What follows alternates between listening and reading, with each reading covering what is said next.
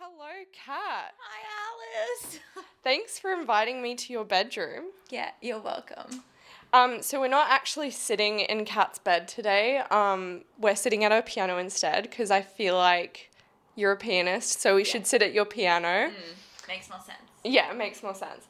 Can you tell me about yourself, where you're at the moment? I mean, I haven't seen you in quite a while. So yeah, just tell me a bit about yourself, what you're doing. Yeah, sure. So I just graduated with a bachelor's degree from the Sydney Conservatorium of Music. Congratulations. Thank you. It's so exciting. So that was a 4-year journey. And then now basically the next step is I want to do a master's, but I want to do it overseas in Germany. So currently, though, COVID, it's not wise for me to go there now because students who enrolled like right after they finished their bachelor's are still kind of having to do a hybrid form of learning or do online lessons. Like they're there, but they're still doing online lessons, or maybe they're doing in person, but it's not the full experience. It's not, yeah. I want like the full experience of studying overseas. So I decided to wait. Well, not really wait, but just kind of like settle into, I guess, the professional life almost. Okay. After you finish uni. So I'm still working. I'm teaching. I have around just over 15 students. Wow. And I'm teaching privately and at a school as well. And then occasionally I do a bit of accompanying as well. I also love writing, and Awesome. so I've been getting a few like writing gigs, I guess, like I recently wrote an article for Limelight magazine. That's awesome. Thank you. So yeah, just doing a few things here and there. And trying out for some opportunities in Sydney right now. So there are a few sort of like local competitions going on, so I thought I'll just give it a crack. But otherwise, finding out like what skills I still need to work on to be at the level required for a master's audition. While at the same time, like, yeah, working on some small projects and just kind of using this time to figure out like where I want my musical life to head. I guess, yeah, narrowing down my interests, I think. I mean, narrowing down is important, but I also think what you're doing is a really good idea because you're kind of not just putting yourself in one basket and shutting yourself to all the other opportunities. Like, doing writing as well on the side is great, and I think, like, obviously then the teaching and the accompaniment, like, that's a great kind of professional work life that you can have until you can then do the masters. What exactly is required for that master's degree? It's just the usual audition process. So they ask you to play like a Mozart sonata, some Bach or whatever, prepare a program, and then you audition. And you also have to have a certain level of German proficiency. So I haven't... How is your German? Nicht so gut. I've been sort of on and off with my German learning, and so I need to get back into that.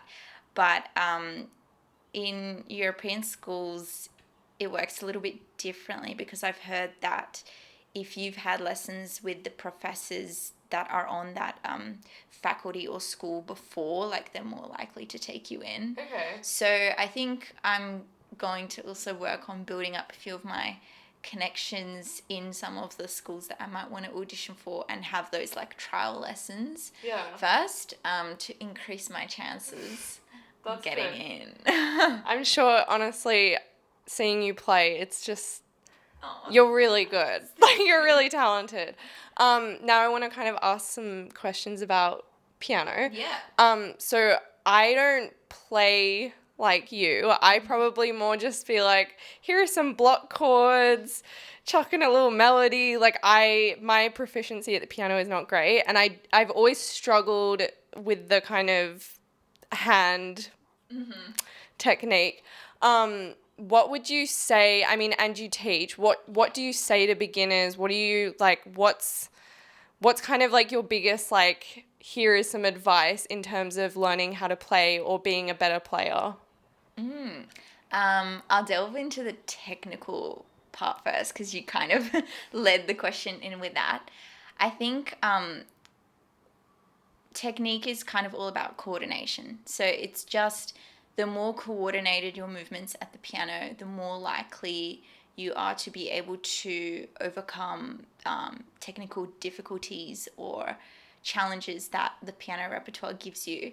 So that's one way I like to think of it. It's not like some crazy superpower. It's just coordinating yourself better. So for example, if you're practicing yoga, of course, at first, like all the positions will be quite difficult for you, but as your body adjusts to those and you get more comfortable being in those forms, you could say that you become more coordinated and like centered and balanced. So I would say that's kind of what technique at the piano is like, but you do need to practice it. And there are so many different technical courses and books out there that you can go through. And I would say you need to start slowly and have patience. Like your technique isn't going to increase overnight. It's really not. And actually one of the interesting things was last year when I did a lot of pieces written only for the left hand, my left hand technique got much better. And even now when I'm playing certain pieces, it sort of surprises me how naturally I'm able to do certain things that my right hand needs like much more practice to do. Wow. Because my left hand it's just more coordinated now, so my body can more easily get to those movements and overcome those like it's just a physical movement, right? Yeah. So in terms of like musicality, which I think is the most important thing when you're playing piano, you should start with the music. Yes. The technique sort of is like, if you have a good technique, it's useful for you to then be able to express the music that you want to play. And that's not to say you can't work on technique separately, but ultimately there's many musical aspects you need to work on. And I think the main thing with that is using your imagination and learning how to use your imagination really well. So I often find that kids are the best at this. Like if you're talking to a 7-year-old and you're like, this part of the piece needs to be more light, more bouncy. It's like if you were jumping on a jumping castle, and they're like, okay, and then they can express they pick it that up so much quicker. Yeah, they express that, and they just naturally do like movements or experiment with different ways of playing it that would bring it closer to that idea. So that's kind of like... It's probably because a lot of, like, when you reach a certain age, you become so self-conscious and you're like, oh, God, like, I don't want to make a fool out of myself. And I remember all my piano lessons, they were quite... every time I went in, I just felt like I wasn't getting it. And then when I would feel like I'm getting it, I would be brought back down. And obviously, I do want to go back to piano lessons, but they're expensive and, I'm a student. So hopefully one day I really want to, like, nail piano. Me too. Yeah. You've already nailed it. No, in terms of genre, you play mostly classical, correct? In terms of, like, playing classical versus, like, other genres, there's probably not much leeway in terms of breaking, like, rules and boundaries. Is that correct, would you say? In terms of that kind of musical technique, like, you have to keep a pretty good balance, I'm assuming. Do you mean, like, is there different techniques used in different genres, or... Yeah, like in the sense of like you can't just go start like being really experimental. Like it's very strict, kind of like within classical music. Yeah. Yes, I would say so, but only because the audience and consumers of that music expect it to be so. Yeah. So in classical music, tradition is a huge element. It's kind of at the center of the genre, I would say, and that implements itself in both how you should play a piece based on how other legendary performers have played it, but also how the composer intended you to play it. Yeah. Additionally, things like how you should program a concert, like you shouldn't put this piece with this piece because that would be out of context and take away its Okay, significance. Perhaps so it's quite semantic about it, every little detail. It kind of is, but and a lot of like the newer generations, I mean younger generations and newer sort of ensembles that are playing classical music now are approaching it in different and more experimental ways. And a lot of them have been quite successful in it because it brings a new dimension to it, brings a new level, and you can still retain the essence of it. So I think people sometimes get a bit stuck because people don't like change. They don't like change, and they come to a concert because they know what they're going to hear and they know what they're going to expect. And that's nice. You do want to give your audience like an experience that they desire, right? But at the same time, me as a person, like I love things a bit quirky. Like and to me, you're not a straight edge person where it's like everything's down the line. So to me, it's like, as much as you play classical music beautifully, it's like, I'm also like, but to me, you're so like, I want to like go over the line a little bit. I want to be a bit experimental. And I guess as someone who's never really been a classical, musician, I'm curious how much leeway you get to be experimental in what you do, because, I mean, I guess, would you say that there's like maybe post-classical like pianists now that are kind of breaking those boundaries? There's definitely like postmodernist. Okay. Like there's modern classical music, and that goes more into music that is a bit more like experimental, but still uses some of the genres like wider structures, but they do completely different things with it. So they use something that you're familiar with, an idea that you're familiar with, but then they completely change it. Like it could be like a ballet, but so a ballet has certain elements in it and structures, but then within those they do something really cool. And I really like that. I love modern classical music because it's so fun to play. But I think even within like the well-known pieces and works, you can be most experimental with, I guess, how you present them. Okay. So, for example, I'm just gonna talk about one of the ideas I had, even though I haven't announced anywhere yet, but this is just an idea. So there's this piece that I'm working on called In the Mists. Okay. And it's 4 movements of a work by this Czech composer, Leos Janáček. And it's got all of these really cool elements of expression. It's like soft and loud and a bit quirky, a bit weird. Not like a nice sounding piece, but it's still within the classical genre. Yeah. It's more on the modern side. And what I really want to do is do a program called In the Mists, but stage it in like a theatre and then have actual mist. Like, you know how they do smoke? Yeah. And I want the audience to be enveloped in mist as well, maybe. So almost make it a complete immersion. Yeah. Like you're in the experience, not just watching the experience. Yeah, I mean, that's the name of the cycle, In the Mist, but the audience is in the mist. I'm in the mist, so they can't fully see me. I think I want that sort of to be blurred, but they'll be able to fully hear me. So I think that would be really cool. And I really like that idea. Yeah, and with that, I'd program some other pieces that are a bit more like dreamy and misty. So yeah, I think that'd be a cool experience for audiences. Things like that. Like I enjoy doing those things. Yeah, I'm glad that you definitely are thinking about these really creative ideas, because to me that's just who you are. Like you're a very creative person.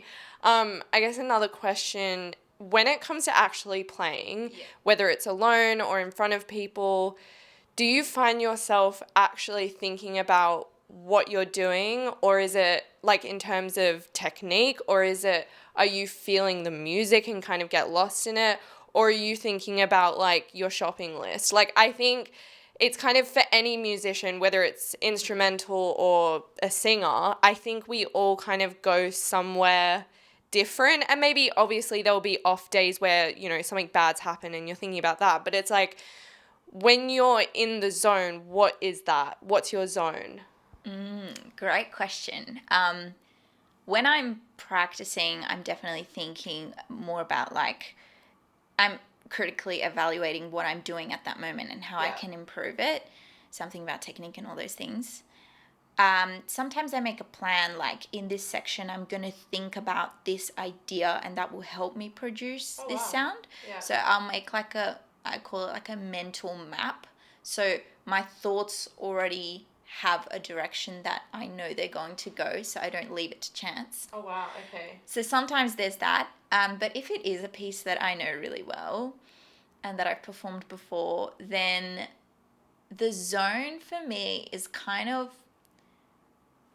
almost a little bit of a detachment where I'm listening to myself play as an audience member, but I'm also allowing myself to experiment and like sort of improvise how I'm approaching the music at that moment on stage. So it's kind of like when I'm in the zone, there's no other thoughts. It's just me listening to what I'm doing and reacting with the sound, the piano, the hall, the mood, sometimes to my own mood. Wow. Like, so you kind of disassociate from where you are to kind of like in the sky somewhere. Yeah, essentially. I wouldn't say it's like I'm still very aware of what I'm doing, but it's this like peacefulness where I know I'm 100% in control and nothing bad can happen, and I can take some risks. Like I can, if I want to play this part a bit faster, do that. Like if I want to slow it down a bit because I just feel like it, do that. I love that. When you make like say an error and you're performing an error, do you feel like you kind of want to go full like I'm break the piano, leave stage, or is it more just like I'm just going to keep going and pretend it didn't happen? Or do you kind of make it obvious? Like some people, it's like it's clear as day that they've just made a mistake because their face says it all. And maybe over the years you've gotten better at just like keeping that composure. What do you feel about errors? I guess it depends what kind of error it is. If it's like just a wrong note, I couldn't care less, because I think it's like you can't be perfect. We're not robots. And if you're trying to communicate a musical message, that's the most important thing. So one wrong note isn't going to deter from the overall goal, right? Yeah. So that's one thing. Also, I read somewhere, and I agree with this, that people kind of like watching people be a bit risky on stage. I agree with this like, so much. Like play something just a little bit too fast, and you can see that, not that they're struggling to play it, but they're working hard, and it's not easy, because then you're like, oh, are they going to make it? Oh my gosh. Like it's a bit more... I've always said to people, I prefer watching a singer that's not doing great because they're very nervous and they're making mistakes, but the emotion is there, compared to artists that they're singing it perfectly and there's zero emotion. I'm looking at my phone and I'm like, I've heard this shit before. Where it's like people where it's like, okay, I can tell they're nervous, they've made mistakes, but because they're so passionate, I almost don't care. Like, I rather watch that than the person where it's just polished. It basically sounds auto-tuned at that point. You know, it's just, I think you're right. People like seeing that. I don't know. Yeah, and also, as I said, like, it depends what kind of era it is. Because I guess when you get to, like, a higher level of piano playing, it's not just about, like, is it the wrong note or not? It could be, is it the wrong sound? Like, am I, you know, is this sounding too heavy when actually I wanted it to sound like this? So that could be an error, because sometimes when you get to performances and there's a piano there inevitably that you've never played on, usually you have to adjust to the piano immediately on stage. And I never thought about it like that. So it's like almost like stepping into a car you've never driven before, and you're like, where is everything? I've never thought about it like that. Because I'm like, oh yeah, you just bring your grand piano, right? Yeah, so it's like if you feel that you're in control, if you like make a mistake here or there, it doesn't really matter. I think another thing that a lot of people are scared about is memory slips, memory issues. Are you allowed any people, like, no? You are allowed. Like, I wouldn't say that's a thing, like, in music that you're not allowed. Like, one of the most famous concert pianists, Yuja Wang, I don't know if you've heard of her, but she performs with her iPad all the time, like, music on there. It's more like if you don't have the music, or I find that when I don't have the music, I'm not so focused on, like, trying to read and follow the score. But if it's in my head, I'm more confident with it and I can focus more on what I'm doing at the keyboard. Yeah. So that's why a lot of pianists choose to play from memory. And also, if you have something from memory, you probably know it better. Yeah. And I feel like when I watch the videos that you put on, like, social media and stuff, you're like this. You're like, you just, like, got your eyes shut. You're, like, in the zone. I'm like, where is she gone? And I guess we know now where you go. But it's just, like, you know, you have such a good, like, facial composure, I guess. Thank you. And I was wondering, like, I don't know how marking kind of works in the realm of piano, but do you get marked on, like, your facial composure? You don't? Really? No. I'm actually kind of surprised about that. Why did you say that? I don't know, because to me it's like part of the performance, and like to me it's like even with the like the hand gestures, like moving on and off the piano, like to me that's almost like another part of the mark. But I mean, I guess it makes sense to just focus on the like technique and the musicality of it. I don't know, I'm surprised. I think, like, you're never marked on it. You're never marked on how you move. You can sort of sometimes tell if someone isn't moving as efficiently as they could, but you can't mark someone on that. You just mark what sound comes out. With the facial expressions, it's really funny because if you watch different pianists, like, some have really crazy facial expressions. But like you said, it is nice and entertaining sometimes. Yeah, I think, like my students sometimes laugh at me. They're like, "Oh, you're making all these faces," and I'm like, "Yeah, because I'm feeling the music and it's natural for me to." Like, why you move so much? Kids are mean. Yeah, they are. They are. They're so direct. But I think it is a part of the performance experience. Yeah. I like that. I guess that kind of flows into my next question about, like, my experiences of watching someone play live.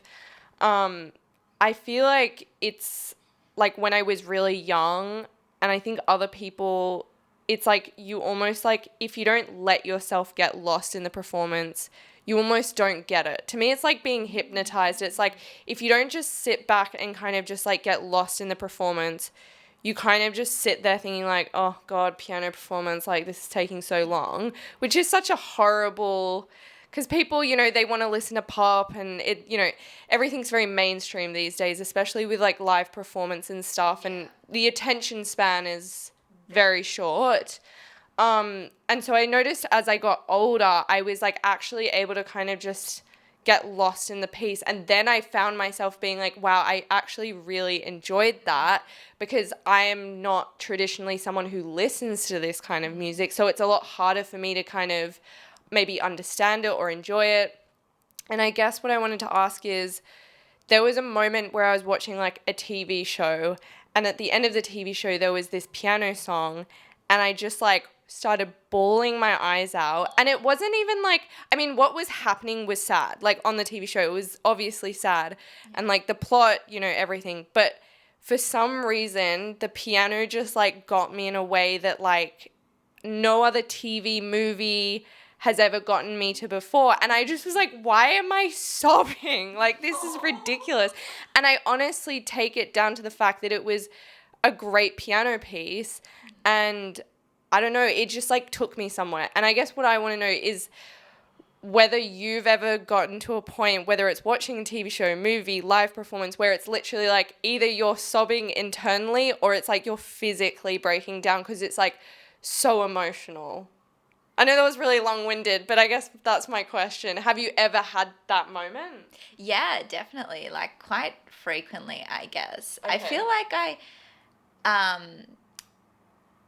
there's so many levels to it. It's like sometimes when I hear a piece that I've associated with like either like a positive memory, like I've heard it watching a concert with friends, or one of my best friends has performed it, and then I hear it again like years later. It's very moving. Yeah. And also I get very emotional when I watch my friends perform really well. Aww, because that's so sweet. and when they play so nicely, like one of my best friends, Annie, she's so incredible, and she's recently had like a couple of big performances, and she worked really hard for them, and I was sort of like along the journey of just her like updating me on how she's going, like the ups and downs. Yeah. And then so when she finally performed her program, and it was so beautiful, and I mean the pieces were really beautiful, I started crying in the audience along with like other people, because it's just a mix of a lot of emotions. Like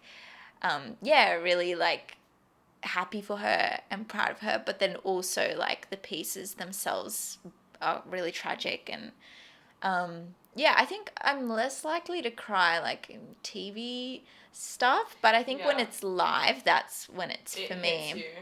Yeah, because it was interesting because that's what surprised me is like it wasn't even like a live thing. It wasn't like I was there in person. It was just, some song, and it's just like, but to me it's like made me realize like I think it's undeniable that piano is one of the most emotional instruments, because it's just the way it can evoke such a feeling is just, I mean, incredible. And then obviously now it's like I kind of miss like high school when I got to go watch like you guys play piano on stage, because it's like now it's like I just don't feel like I remember to like actively go and watch stuff like that, because it's just, I think it irritates me when I get stuck in a genre of music that I'm comfortable with. Yeah. And I mean, even this is breaking my comfortability, because it's like I don't know a lot about, piano and stuff. But I guess I'm coming as a listener who's wanting to know more about piano and kind of learn and maybe help other mainstream listeners kind of get an insight into piano and stuff. And I guess, it's just, I definitely want to be more active about listening to live performances with more instrumental focus, because it's like, I think sometimes people don't, they just assume stuff about it because it's long and there's no words. People need words. Yeah. People need images. People need, lighting effects, strobing, who knows these days. But do you kind of feel, I mean, you probably don't because you have an audience, but do you ever feel disheartened that people don't break out of their mainstream genres to go and listen to classical? What's your opinion on that? I mean, mainly I feel disheartened that there are all these like myths and false assumptions about classical music. Like what? Well, that it's like for old people and that it's boring, which it can be boring. I've been bored watching classical music concerts, and I'm in this industry. What I would say though is like I would encourage people to go like start off with a concert that either they know someone who's performing, because that's always more interesting to watch, or they enjoy like the premise of the event. Because even things like Sydney Festival, they have a lot of multi-genre. They have like maybe an artwork and then also music or something like that. So I would say start with something that you're more comfortable with. And then the other thing is that these days a lot of people are aware that like they need to provide more to get audiences interested. So a lot of places will have like programs which describe what's going on in the piece and the history behind it a little bit, so you can read it like when you go to a museum and you're looking at some artwork. Yeah. It's always more interesting when you sort of know the context behind it and who's created it and why and what it means. Yeah. And then also something that I do in my performances is I always like come out and introduce myself first and greet the audience and talk about what the piece is that I'm about to perform, and give the audience like something to listen out for, or an idea, or maybe even what I'm thinking about while I'm playing the piece, so that they can imagine that and bring themselves on the journey with me, rather than like me on the stage versus my audience. And that is so important. I've often found that when someone actually explains a piece, I can actually enjoy it, because then I don't feel like this foreigner who's like, I have no idea what I'm listening to right now. Like, I can tell that it's emotional or this, that, but I don't have that context that maybe someone who is well versed in that kind of genre, they would understand it. And it's like, I think it's definitely important for places to be a lot more inviting to newer audiences, because we should break those myths that, you know, it's not just for old people and, you know, people who are traditionalists, you know. Yeah. It should be enjoyed by younger people as well, because young people are playing it. So it's, you would want to see people who are like you around. I guess I want to flip the conversation a little bit. So today on your social media, I saw you posted something about how there's this kind of like romanticized. Yes. I felt like this was kind of interesting about, you know, romanticizing being like in the music industry or being a musician, and how you basically should enjoy it all the time because it's something that you love to do. And I found it interesting what some people were saying in your story and stuff. I guess I somewhat disagree that it's something you should always enjoy, because there's this thing called, I'm pretty sure it's called affectionate labor or something, where it's like where emotions are part of labor, and it's like if you're requiring to do something 24/7 because it's part of your emotions, obviously that's going to take a toll over time. But people just expect you to enjoy it 24/7 because they're like, well, you love it, so like, you know, all this kind of stuff. So I guess my question is, like, what is your opinion on all of that? Yeah, that's a really good question. I think I am very grateful and thankful to be pursuing what I love. So I do like to really, I guess, emphasize the good moments and celebrate the achievements. But like you said, because a lot of it is very personal work, since you are the brand, you are the artist, you are the business, essentially. Yeah. Like it takes a huge toll, especially in those low moments where you feel like you didn't do your best, or someone says something that really throws you off and you feel like, oh, maybe I shouldn't be doing that. Yeah. And also even just practicing, like pianists, most of us practice between 3 to, I'm going to say 6 hours a day. That's every day, just at the piano trying to work on our craft. So it's constant, and like that's exhausting. That's just like, studying 6 hours a day. Yeah. And it's very focused work as well. I think it would be wrong to present an image that it's all like sunshine and rainbows. Yeah. And that's why I try to, on my stories, like show the highs and the lows. Yeah. And yeah, I would say it's like when it's bad, it can get really bad. Like I know a lot of musicians need mental health support. Absolutely. And like there's not that much out there, but everyone really should have support, not only because of what they're doing, but like to sort of separate themselves and the artist sometimes as well is important, because that can be really enmeshed together. I don't know. I'm like a very romantic person, I would guess. I mean, are you allowed to be a pianist and not romantic? I feel like they kind of go hand in hand. Surely. I feel like it would be quite a sin if you weren't a romanticist with, you know. Yeah.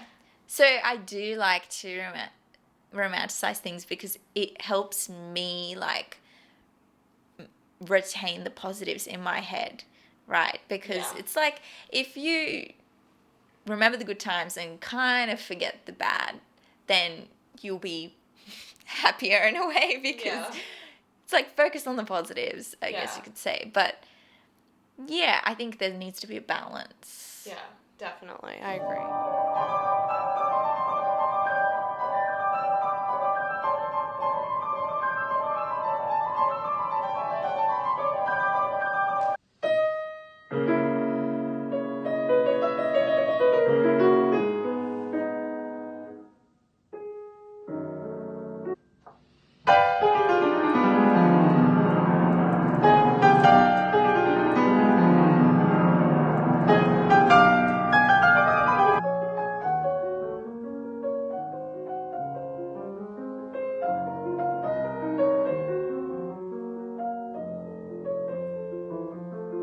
I agree.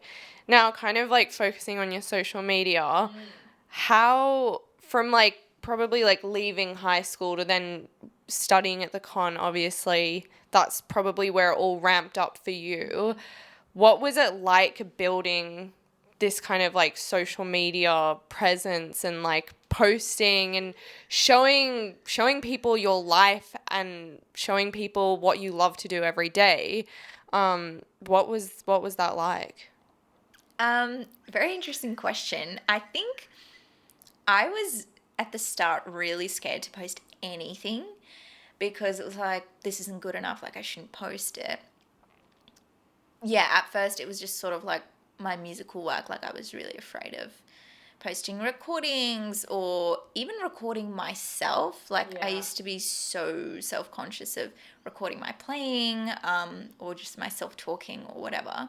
I guess it was as my confidence started building a little bit during my later years and then seeing other friends set up their social media pages that I was like, okay, maybe I can do this too.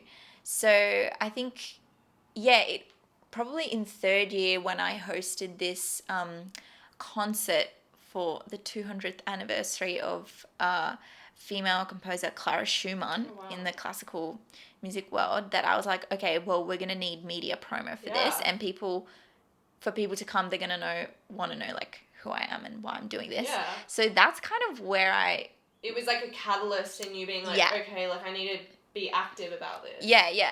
So I was active about that. And then after that, it was sort of easier to just keep being active. And then especially in my final year, when I was on the student association, I again had to appear more publicly, I guess you could say, in front of like the students and the staff. So that got me comfortable, being like in the public eye, if that makes sense. Yeah, no, for sure. Yeah. I think the way I look at social media is like for some artists, it doesn't make sense for them to necessarily post a lot of what they're doing because the anonymity kind of is part of their brand in a way. Whereas like for someone like you, that builds so many revenues of potential work for you as a pianist that it's like for teaching, for composing, for performing, like everything. And it's like a digital portfolio because someone can stumble upon your account and be like, wow, like this girl's done a lot, like she's done this performance and this and that. And it's like I've definitely realized how crucial it is utilizing social media in a world where, you know, you basically are having to be part of it.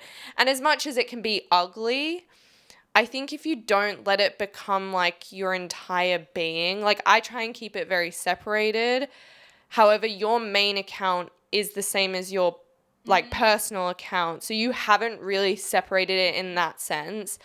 Do you feel like you ever are like, I need to just put this away? Or do you ever, do you get negative, like, people talking to you? I don't know what it would be like to have, you know, the following that you have and then what kind of negativity you would encounter, you know what I mean? Like, what's that like? I think I have like my Facebook page is more sort of my professional page. So on that, I'll just mainly post like, you know, nicely written posts and I don't know, concerts, events, projects, whatever. Whereas my Instagram is, like you said, definitely more personal.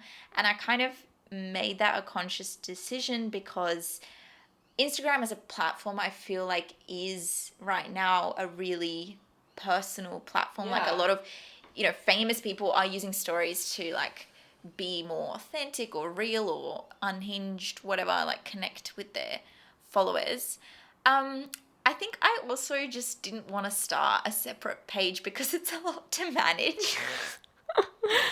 Yeah, it is a lot to manage. And so I thought, well, like I should start posting more piano stuff on here, but I don't want it to be too serious and polished anyway. So that can just go on my account, on my main account. And while I do post a lot of piano stuff, and that is because like a lot of my followers are musicians, I do post other stuff as well. And I want to keep it that way. Like I don't want to only post mainly music, but because right now that's mainly what I'm doing. It's that. But like that's not to say that maybe in the future I might decide to leave that more to my Facebook and then direct people there, or Instagram or personal.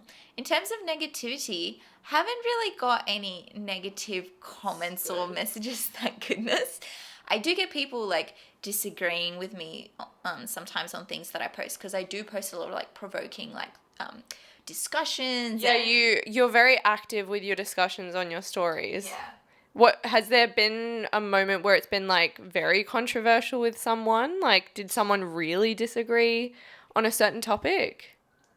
Probably yes, but that's in relation to all of my like feminist stuff that I post. Of course. So that would be the only time where people have really disagreed. Not in terms of the music ones, I think. But yeah, I mean, I welcome like contradictory opinions, and then I post them because I think it's really interesting. Yeah, you're very bold. Are people fine with that, I'm assuming? I always ask them, I'm like, hey, can I post this? And most people say yes because they want to be a part of the discussion, and they want to see like what other people are going to reply in relation to that. True. Yeah, I always ask like before I post things. Yeah, because to me in high school, you did society and culture. Yeah. So you're very, you have opinions, and you to me were always actively quite political, and you had pretty strong social stances on things. And do you feel like you want to continue that, I guess, with social media or even writing, I guess, in the future? Like, is that something that's really important to you in terms of issues that are happening? Yes, 100% yes. Like, I guess right now I'm also trying to find a way to combine those two interests. Like, if I can do something with my art that's a little bit more political or like more feminist, because a lot of the things that I do, like I do play a lot of music by female composers, and the events that I've done or the concerts I've done have been like consciously trying to bridge that gap between the representation of women in the industry. And even my Clara Schumann concert that I did now like 3 years ago was, I guess, definitely trying to fill the gap in the fact that like no one was really celebrating her in Sydney, and I was like, hey, this is not okay. What is the discrepancy between female and male composers?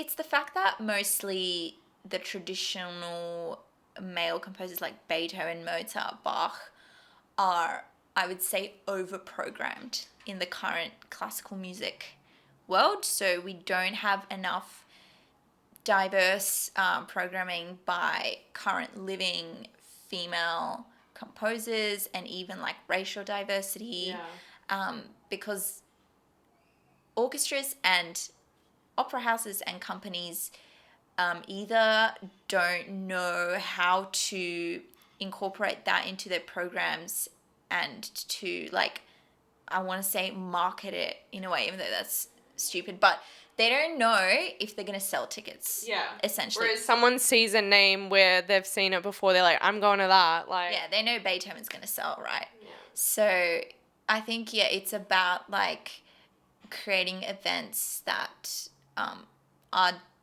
diverse, but also like just creating interesting events in general, and being conscious of that discrepancy and knowing that we do need to work on it more and just like get more music played because it's good music. It's such good music. I can't, like, it's better than Beethoven. She said it. Well, sometimes it is. And like, if you're not going to give it a chance, how will people know that? Exactly. And I think, you know, it's just, I understand that, you know, like, because obviously a lot of, in any music genre, a lot of the greats have been men. You know, a lot of the greats have been men, but it's like, it's not an excuse to just be like, okay, so they were all great, so like, let's not create any change within the industry. Let's not showcase any female or people of other, you know, races. Like, it's just, it's a crap excuse. What? Because that guy was great? It's like, okay, that guy was great, but there are also other great people who maybe don't look like that guy, but are still very great. And it's just, I think you're right. It's really important to kind of just get over the fact that they were great because there are other great people. Thanks for inviting me into your bedroom. Yeah, you're welcome. And thanks for being here. And at my piano. Yeah, at her piano. What type of piano is this? Oh, this is a really old piano. This is it's actually from an Australian.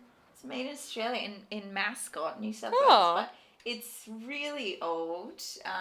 I got it like from one of the people in this apartment. They were moving out, and they gave it to you. Yeah, they were. Oh, that's so nice. But the tuners say that it's dying. It's dying. So we'll have to think of a solution soon. But it serves me well enough. Like, it's good to bash on every day, you know, and yeah. There you go. Yeah. Well, thank you, and see you next time. Yeah.